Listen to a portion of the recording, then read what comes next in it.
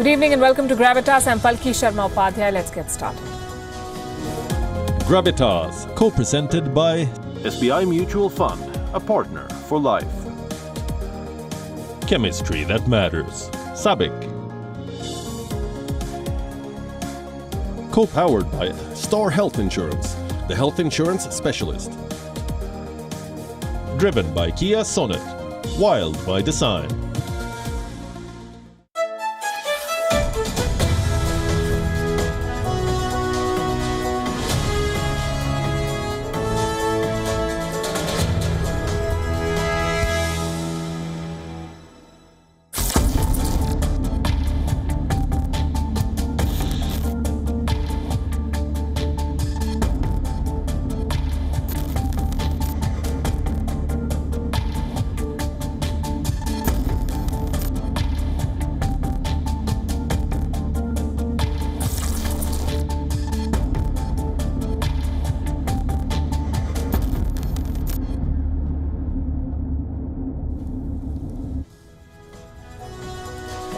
There was a time when missionaries traveled the world over in the name of bringing education. Read Chinua Achebe's account of what happened in Africa. It shows how Christian missionaries set up schools and ended up colonizing and converting Africans. In the modern world, some NGOs have taken up this role. And I'm not saying all NGOs, but a lot of them are funded by foreign powers and act as foreign agents. So governments the world over are regulating them more actively in the name of bringing development and aid. In the name of advocacy, some non-governmental organizations do push vested interests. So where do governments draw the line? How do they regulate such groups? This debate has taken center stage in India. Amnesty International has halted its India operation, saying the government has frozen its accounts. Amnesty says this is a witch hunt.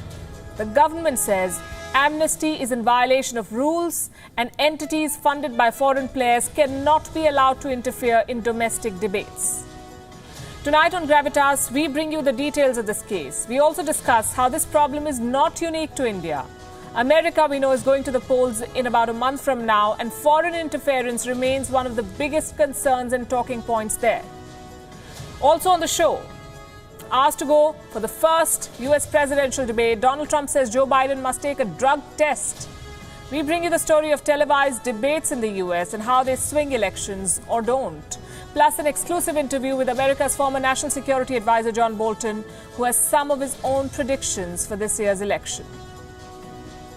Turkey adds fuel to the cross-border fire between Armenia and Azerbaijan. Global energy markets are on the edge as major oil and gas supplies pass through this region. And why has Romania elected a dead mayor? We bring you that story, but we begin as always with Gravitas Global Headlines. Fierce fighting has continued between Azerbaijani and Armenian forces despite international pleas for a ceasefire. The overall death toll is close to 100, including over a dozen civilians. The UN Security Council will be holding emergency talks over the clashes.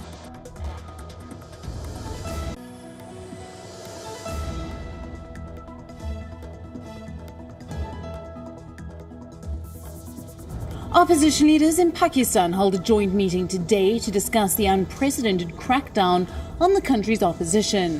Former Pakistani President Asif Ali Zardari has been indicted in a money laundering case, while Shehbaz Sharif, the president of key opposition party PMLN, has been arrested by Pakistan's National Accountability Bureau. Pope Francis has reportedly refused to meet with the US Secretary of State Mike Pompeo during his visit to Rome. Pompeo plans to visit the Vatican this week to protest the imminent renewal of a 2-year-old deal between the Catholic Church and China, which the Secretary of State has claimed would endanger the Church's moral authority.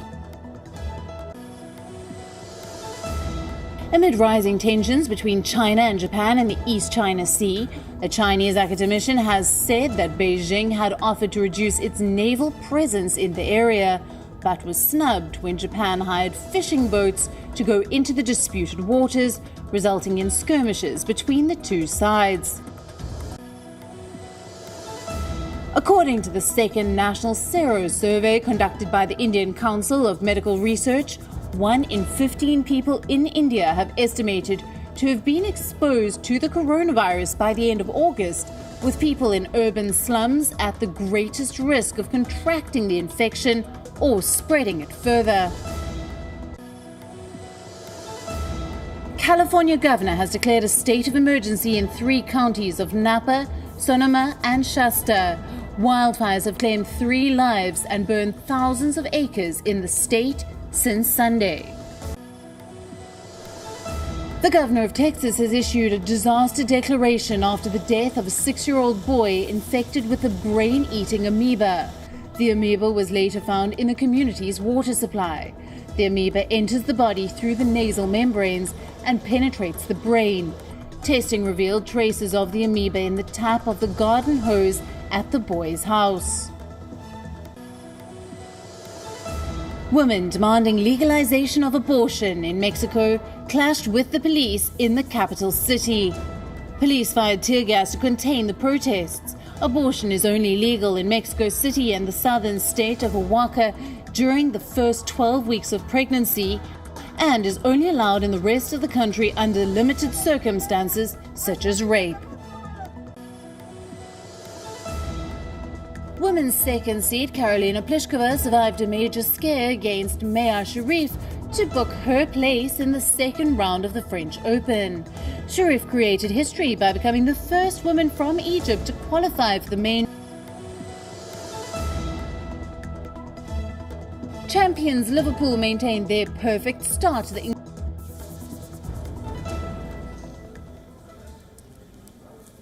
Our cover story tonight has caught the attention of the world. You must have heard about it. Amnesty International has shut down its operations in India and it is blaming the government of India for this. Amnesty says it is facing a crackdown. It claims that its bank accounts have been frozen and that India's actions are quote-unquote akin to freezing dissent. Supporters of the government say Amnesty is a foreign agent. Its funding is questionable, its reports are biased, its advocacy is selective.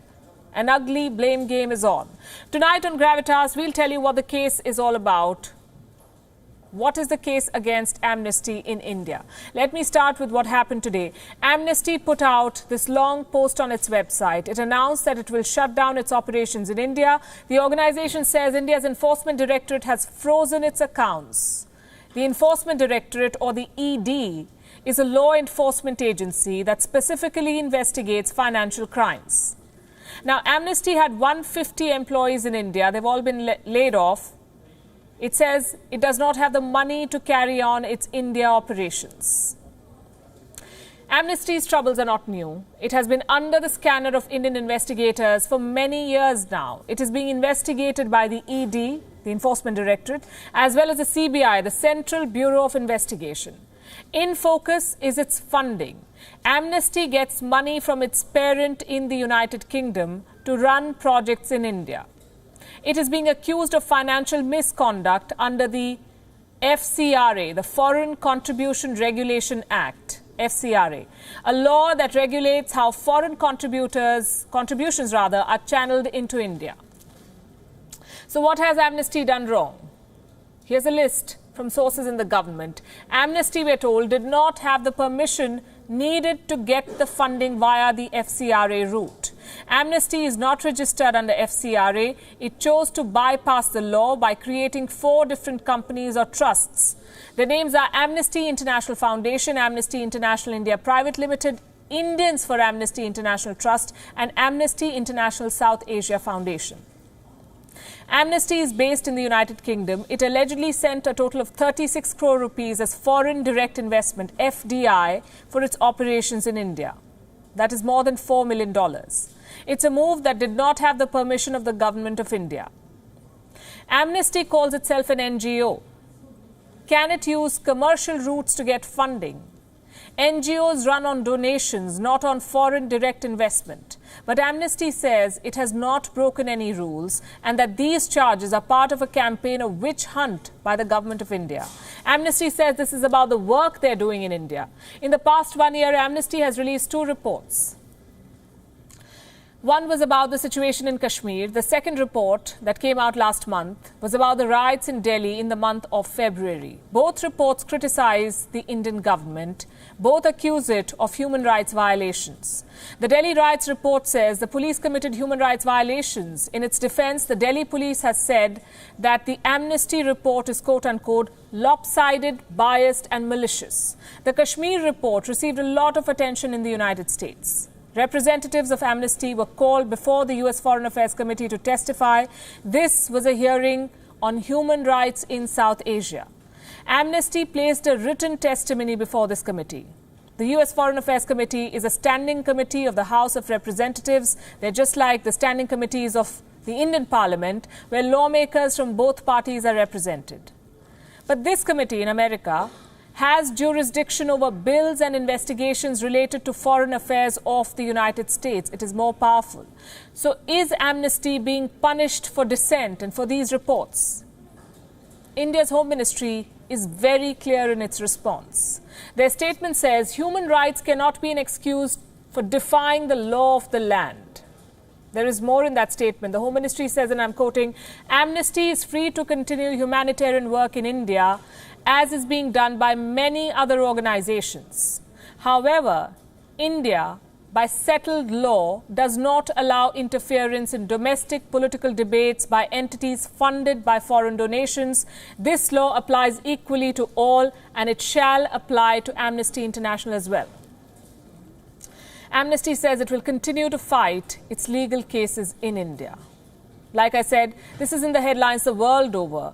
If you read the reports on this case, especially in the Western press, the impression you'll get is this.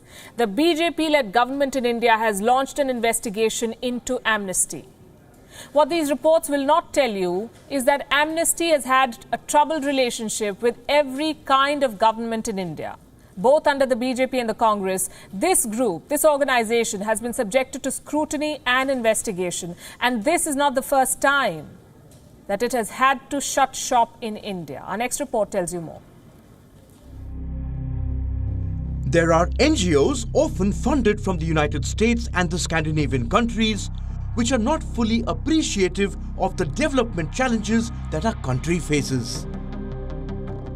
Dr. Manmohan Singh made this statement in 2012. He was then the Prime Minister of India. His government was battling protests against the Kudankulam nuclear power plant in Tamil Nadu. And his words could have been for Amnesty, because Amnesty, alongside a few other organizations, was involved with the campaigners in Tamil Nadu. In 2012, the then Union Minister V. Narayanasamy said these protesters had received more than 55 crore rupees from foreign sources. His statement came after a special Home Ministry team investigated 3 local NGOs. Amnesty wasn't one of them, but the organization remained in hot water.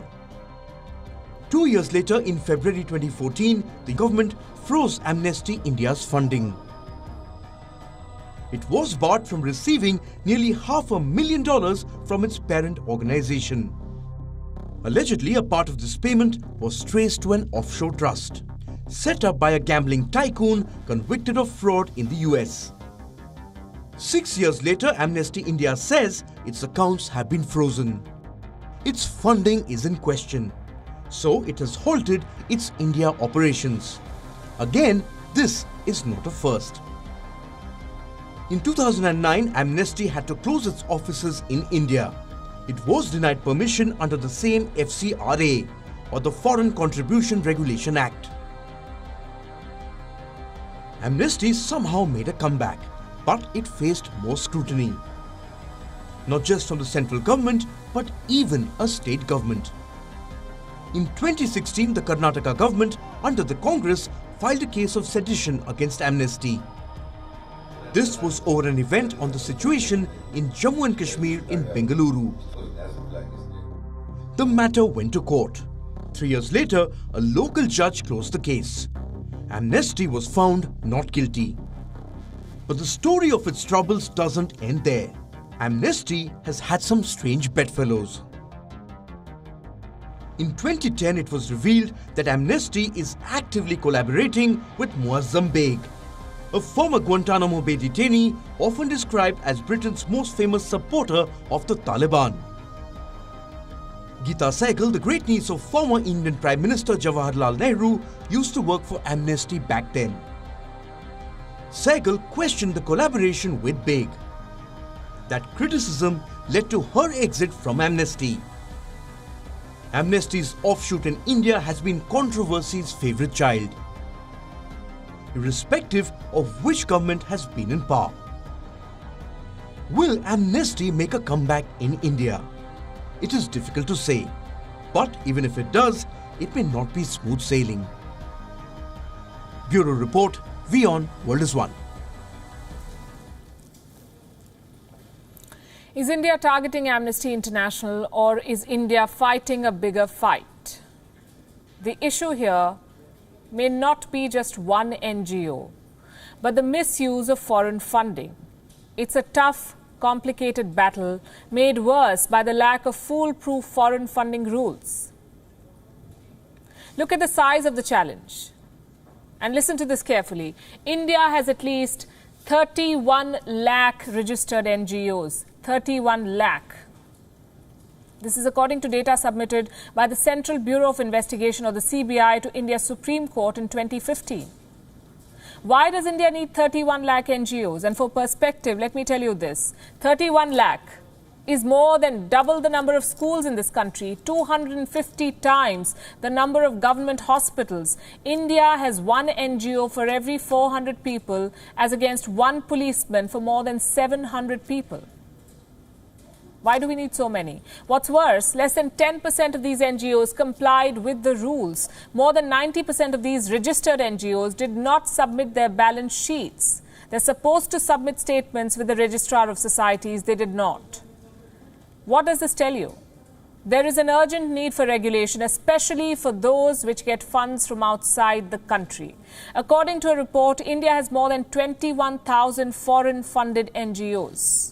21,000. As we speak, an amendment to India's FCRA, or the Foreign Contribution Regulation Act, is awaiting the presidential nod.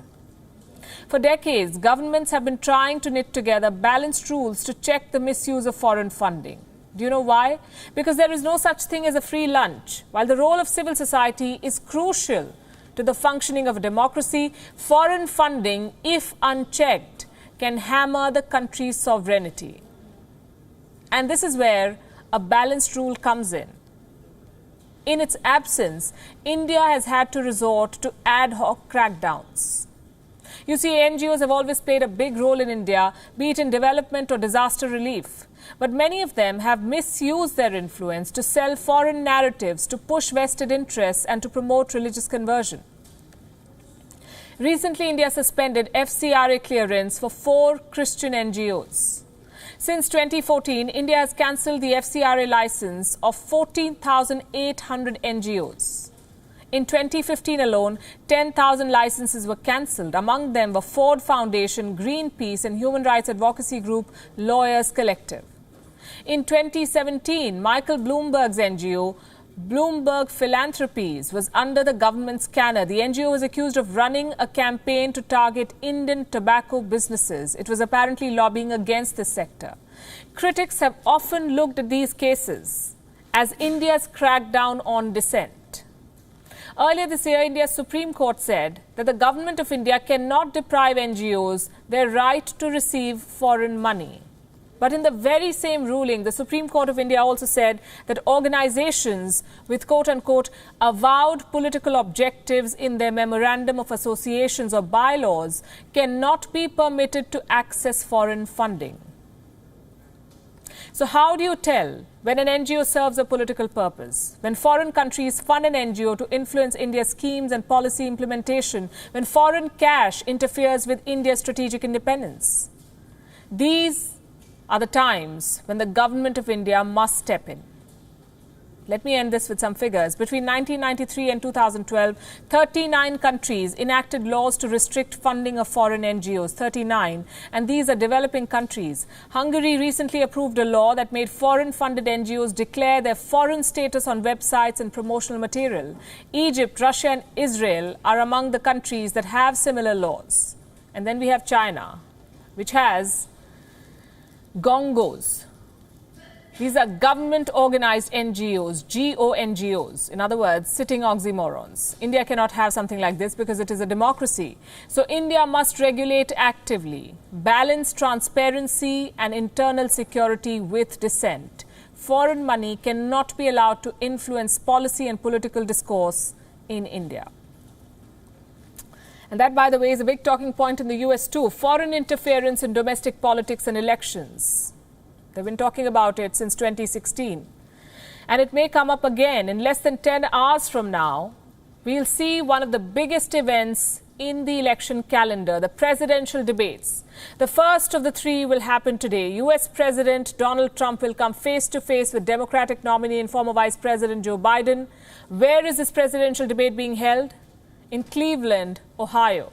WION will be airing it live starting 6:30 a.m. IST on Wednesday. What can you expect from this Ohio showdown? There will be 6 segments of approximately 15 minutes each. The moderator will open each segment with a question. Trump and Biden will have 2 minutes each to respond. They will also be allowed to rebut each other. So what are these 6 segments? Trump and Biden's records, the Supreme Court, the Wuhan virus pandemic, the US economy, race and violence in the US cities, and the integrity of the US presidential election. These segments may change in case of a big news development, but this is what the shape of the debate will be like. So who is the moderator for the first presidential debate? Fox News host Chris Wallace. Wallace has said that he will not fact-check Trump, or Biden for that matter.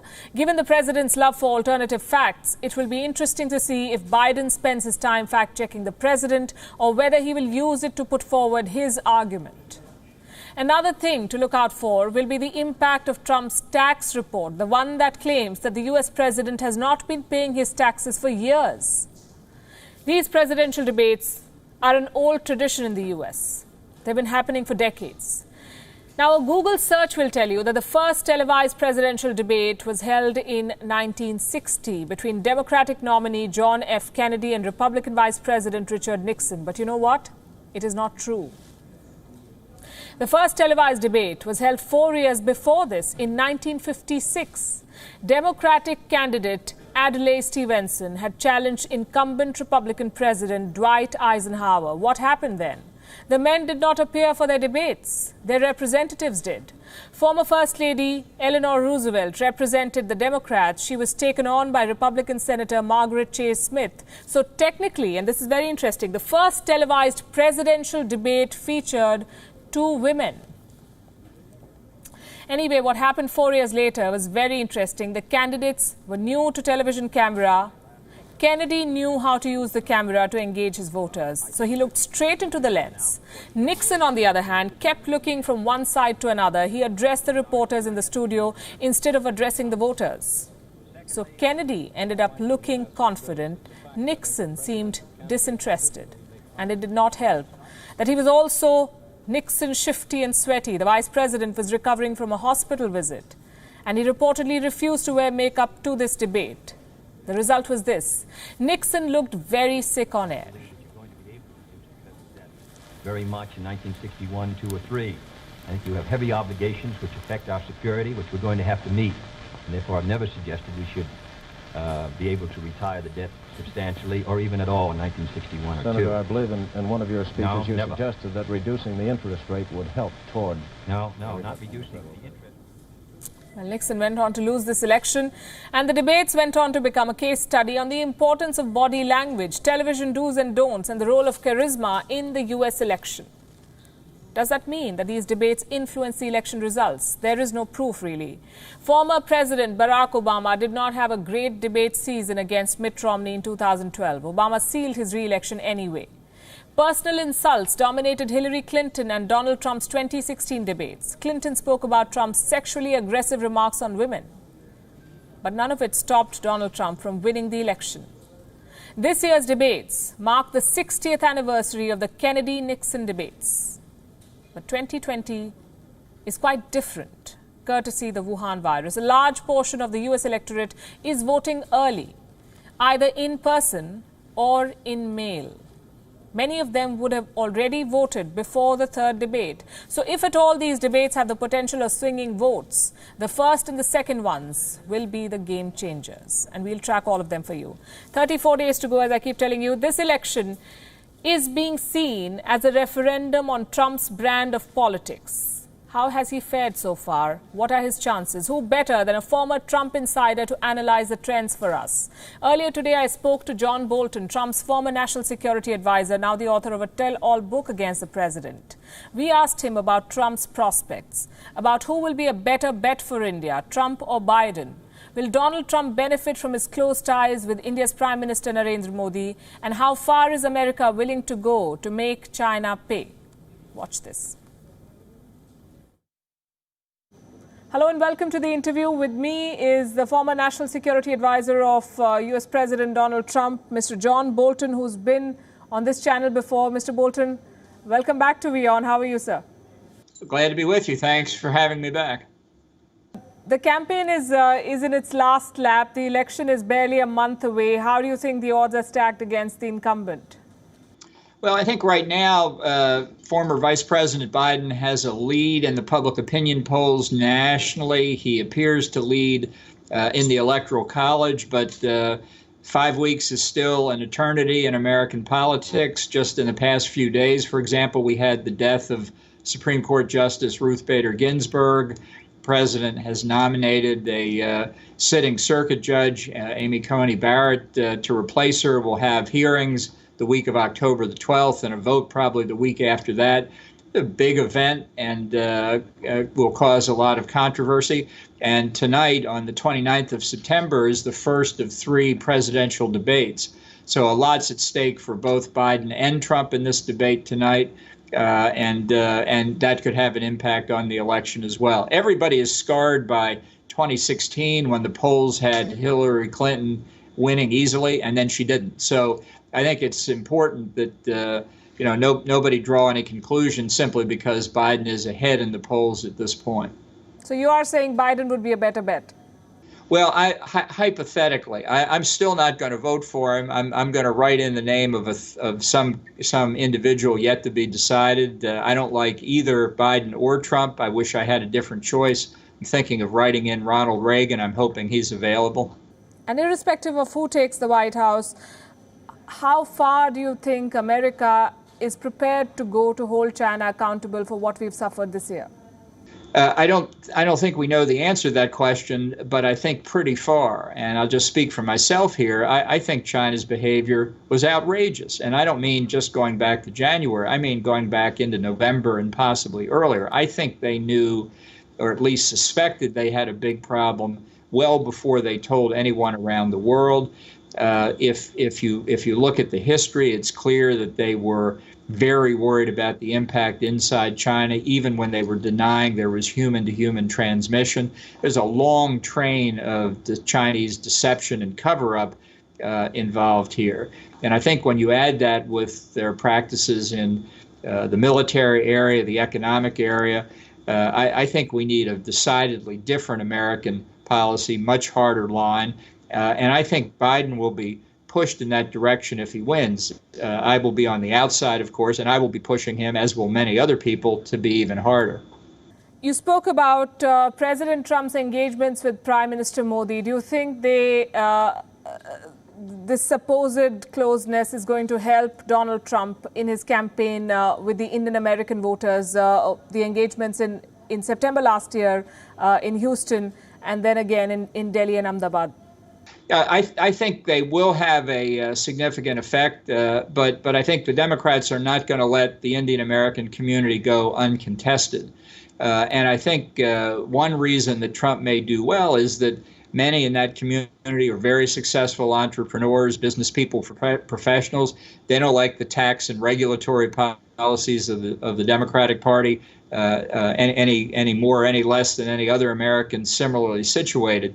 So I think that vote is up for grabs, and I'm sure it's being very heavily contested. Let me dwell on what you've said a bit. So you're saying that it doesn't matter who wins, Biden or Trump, whoever is the president of the U.S. will find it necessary to find a way to work more closely with India. I think that's what should happen. I think that is probably more likely in Biden's case than it is in Trump's, because Trump is so entirely transactional. And I give you this hypothetical. If the day after Trump is declared the winner of a second term, Xi Jinping picks up the phone and calls to congratulate him, it's entirely possible that Xi could then say, let's get back to the trade negotiations. And Trump could say, absolutely, let's get rid of these sanctions, let's get rid of the tariffs, I'll stop talking about Hong Kong and the Uyghurs and the repression of religion in China, let's make the big trade deal. And so India would be left standing at the side saying, what just happened? That is a possibility with Trump. I think it's a real possibility. I don't think that would happen with Biden, but it doesn't mean that he would instinctively understand the nature of the issues that should drive India and the U.S. closer together. Are you saying that Donald Trump will benefit with the Indian-American vote after his engagements with Indian Prime Minister Modi in September last year and then later this year? Yes, I think the Houston rally was called Howdy Modi, and it was intended to be a greeting by the Indian American community to Prime Minister Modi. But the Prime Minister, who's obviously a clear, sensitive politician, invited Donald Trump to it, and Trump took him up instantly. And I think that the friendship between the two of them was visible. The importance of the U.S.-Indian relationship is visible. And Trump was doing all he could to exploit it. Now, Biden isn't going to sit there and let that go by default. And I think Kamala Harris will be a big player in trying to persuade the community to vote for their ticket. Mr. Bolton, thanks very much for being with us here on WION. Well, thank you very much for having me. I enjoyed it. That brings us to the question of China. Well, the world is still suffering because of the virus that China exported. The world is desperate for a vaccine for the Wuhan virus. We don't have one yet, but citizens of one country are all set to receive a jab. Yes, it is China. First, workers of state-owned companies were given the vaccine. Now teachers, supermarket employees and other workers are in the line. The problem is this: China's vaccines are not approved. So is Beijing running the largest vaccine trial in the world and using its citizens as guinea pigs? Here are the details. Earlier this month, China showed off these vaccines to the world. It was a move to build global hype. By displaying these vials, Beijing wanted to send a message. China has the ultimate cure to the Wuhan virus. The Communist Party wants a head start in the global vaccine race, even when the Chinese vaccines haven't even received a stamp of approval from the world. China is inoculating its own population. These citizens are the guinea pigs in one of the largest human trials in the world. First, employees of state-owned companies were given the vaccine. Now, China is expanding its program. Teachers, supermarket employees, and people traveling to risky areas abroad are being injected. Why is China in such a rush to prove the worth of its vaccine? Two objectives could be driving Beijing. One, the Communist Party is eager to show China as a superpower in science. Two, by winning the vaccine race, China would be able to deflect some of the criticism over the cover-up in Wuhan. So China is injecting its own citizens. It is even offering the vaccine to the rest of the world. Chinese officials are promising more vaccines and 1 billion doses by next year. 新冠 Apart from the production facilities of inactivated vaccines, the productivity construction of other types of vaccines such as adenovirus vector vaccines, recombinant protein vaccines are also making headway. Based on our current assessment, by the end of this year, we expect our annual production capacity to reach 610 million doses. Please note I said annual capacity. In next year, our annual capacity will reach over 1 billion doses. But experts are raising serious doubts over China's vaccine program. No other country has injected so many people with an unproven vaccine. The number of people who have already received a shot is not clear. No one knows whether China is even tracking them to check for any harmful side effects. There is fear that Chinese vaccines could have harmful side effects or encourage behavior that could lead to more infections. But China seems to be putting politics above science. It is looking for more people to take the vaccine. The local government of Shaoyang, a city in the Xinjiang province, issued this message. It was for the local officials. They were asked to look for more people who would be given the vaccine. On the list of potential candidates were people in schools, kindergartens and nursing homes. China's moves are dangerous. This desperation to win the vaccine race could upend the global efforts to find a cure for the Wuhan virus. Bureau Report, World is One.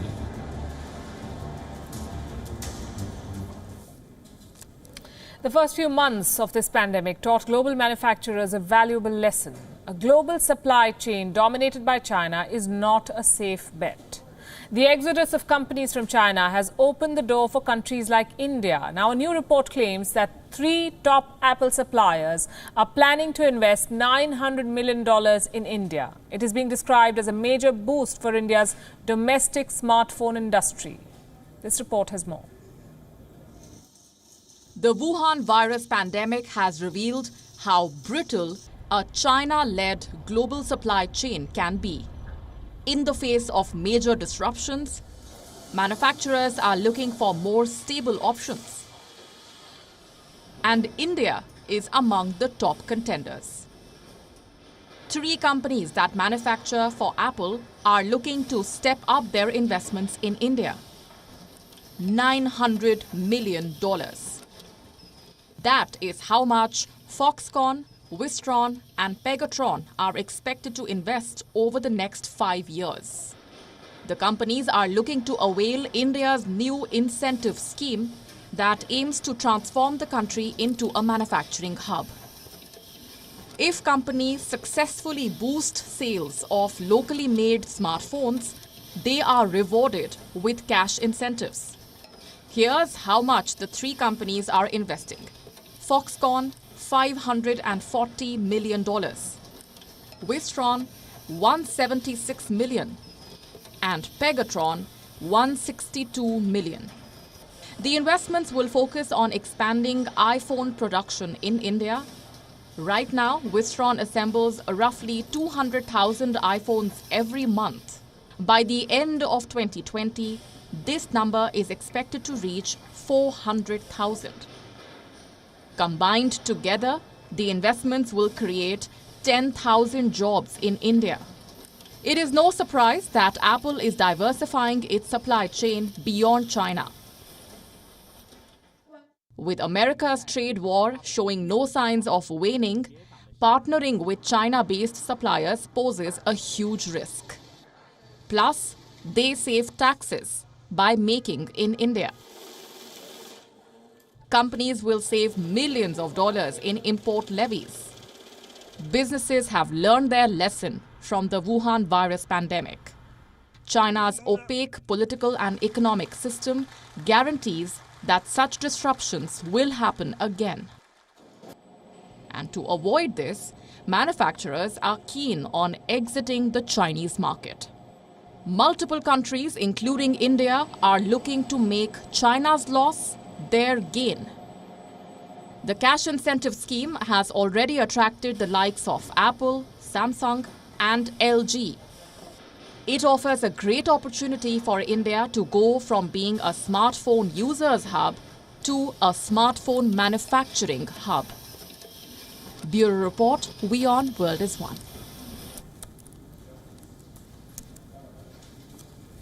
Turkey's President Recep Tayyip Erdogan seems intent on burning bridges. He's now wading into the conflict in the Caucasus, openly backing Azerbaijan, even though it means antagonizing one of his few remaining allies, Russian President Vladimir Putin. Let me first tell you what happened. An old border dispute has flared up. Armenia and Azerbaijan are former Soviet republics. Now they're on the brink of war.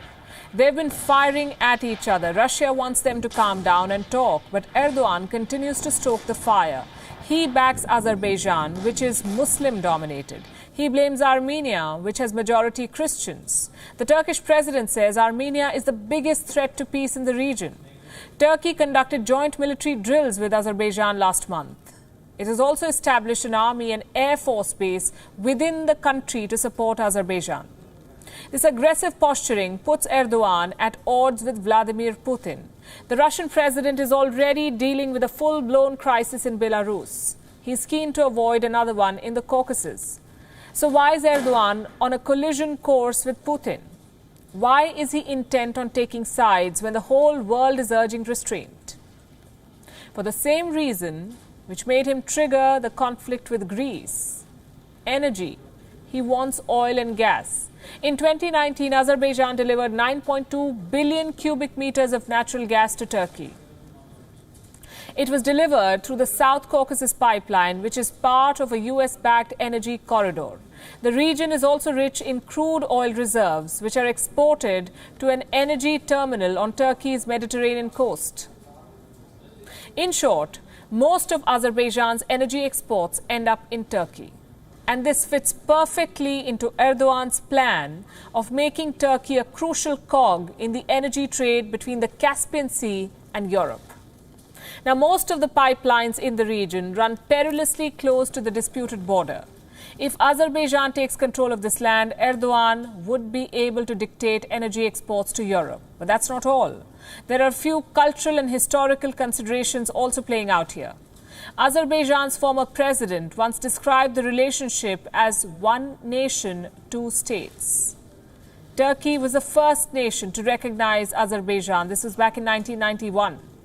Last month, when tensions flared between Greece and Turkey, Azerbaijan was unequivocal in its support for Ankara. On the other hand, Turkey's relations with Armenia have always been troublesome. The Armenian genocide at the hands of the Ottoman Empire is not something that this country will forgive easily or forget. Armenia claims as many as 1.5 million people were killed or expelled. Turkey, on its part, rejects the use of the word genocide for what happened between 1914 and 1923. So by positioning himself with Azerbaijan, Erdogan has put himself in a very tight spot. Most of the world leaders, including Vladimir Putin, want both sides to stand down. If Azerbaijan and Armenia do opt for diplomacy, Erdogan's warpath may end up denying him a seat at the negotiating table. It is often said that tea is an emotion in India. A popular health and wellness website learned it the hard way. They offered a spin-off on India's favorite masala tea. Halfway into the video, the recipe deviated from the traditional version. What followed was a roast session on social media. 1, 2. It all started with a recipe posted by WebMD. A recipe for chai latte. The video was off to a good start. Water on boil and in with the tea bags. Crushed cardamom and a host of other spices. A classic masala tea seemed to be brewing. But the recipe soon took what Twitterati described as a blasphemous turn. 1 cup of unsweetened coconut milk and a tablespoon of maple syrup. Take a moment to let that sink in. A cup of tea is not just any other drink in India. Everyone has their own brew, made with different ingredients. But coconut milk is a strict no. Social media had a field day with the recipe. The amount of spices used led one user asking why garam masala was left out. And understandably so, the 3 sticks of cinnamon and star anise baffled us too. Another user suggested replacing the tea bags with rice for a nice fragrant biryani. Sacrilege, declared others. But the tweets were not just the beginning, as members soon joined the party. While this masala tea spin-off has gained traction in the West, it was met with pure disdain on Indian Twitter. The verdict was clear, an overwhelming thumbs down. Bureau Report, WION. World is One.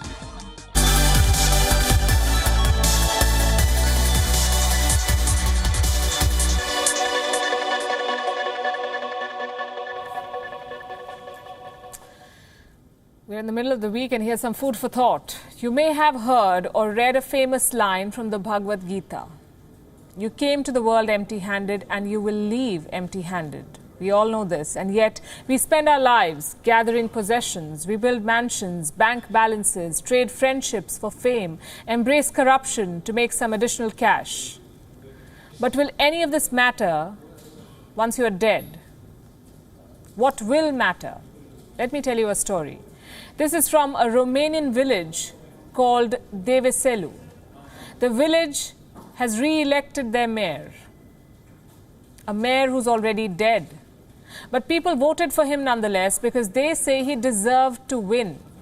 His name was Alimon Ion. He was 57 years old. He passed away 2 weeks back because of the coronavirus.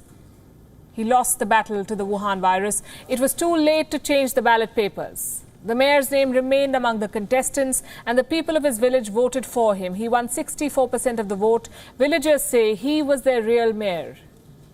He supported them. He abided by the law. It is his legacy that secured him a 3rd successive win. His good deeds outlived his body. The short message is this. Our only legacy is the stories that people tell about us after we are gone. The only thing that stays is our deeds. Neither our buys nor our medals. The only place we remain after we are gone is in people's hearts. How do you want to be remembered? Think about it.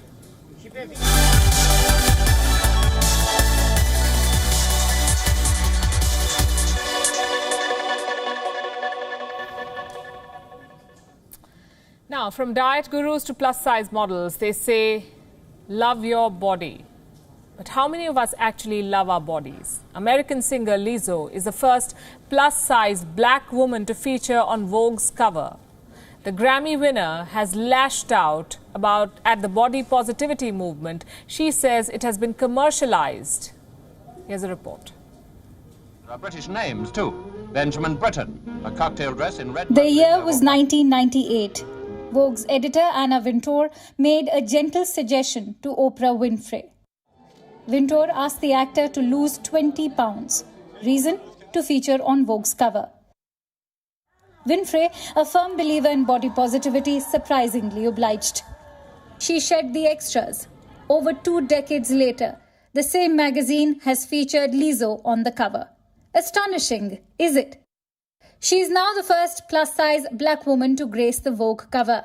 But Lizzo has made no bones about body positivity. In her interview to Vogue, the American singer has slammed body positivity. She says the movement has been commercialized. Even smaller framed women are profiting from it. According to Lizzo, colored women of big sizes still don't benefit from body positivity. And that's why she calls herself body normative, not positive. For Lizzo, being fat is normal, not cool. So what is body positivity? It began as a movement in the US in the 60s. Its goal?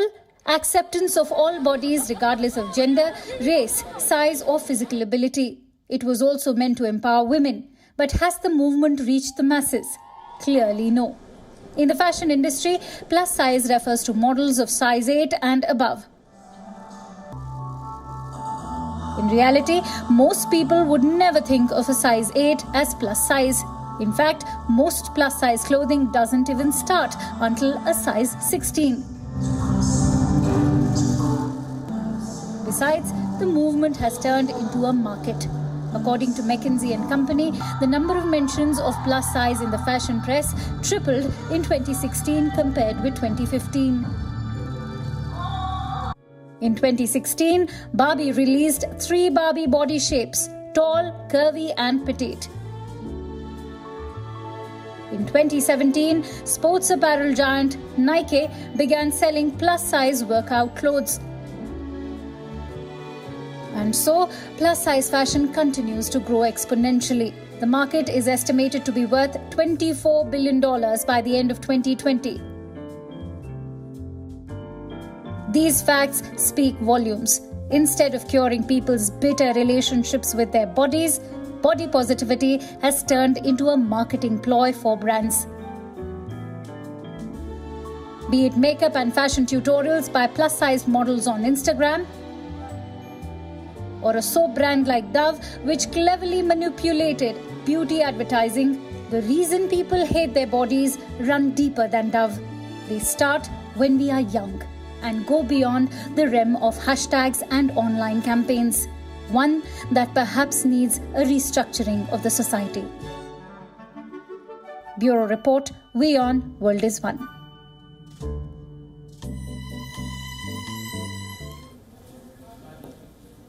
I guess that's more food for thought. We'll wrap up with that, leaving you as always with Gravitas images. Thanks for watching.